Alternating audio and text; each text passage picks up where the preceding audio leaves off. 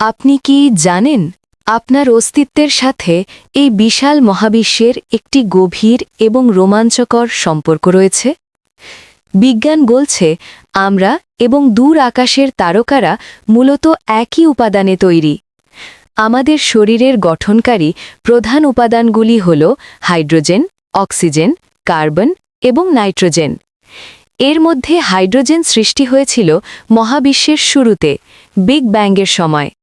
কিন্তু কার্বন বা লোহার মতো ভারী মৌলগুলো তৈরি হয়েছে বিশাল নক্ষত্রদের পেটে।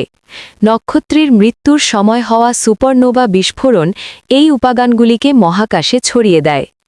যদি আরও গভীরে যাই তবে দেখা যাবে মানুষ এবং নক্ষত্র উভয়েই তিনটি মৌলিক কণা দিয়ে তৈরি: আপ কোয়ার্ক, ডাউন কোয়ার্ক এবং ইলেকট্রন। আইনস্টাইনের মতে পদার্থ এবং শক্তি অভিন্ন। মহাবিশ্বের আদি শক্তি আজ আপনার অস্তিত্বের মূল ভিত্তি। জ্যোতির্বিজ্ঞানী কার্ল সাগান বলেছিলেন, আমরা সবাই নক্ষত্রের তৈরি উপাদান দিয়ে তৈরি।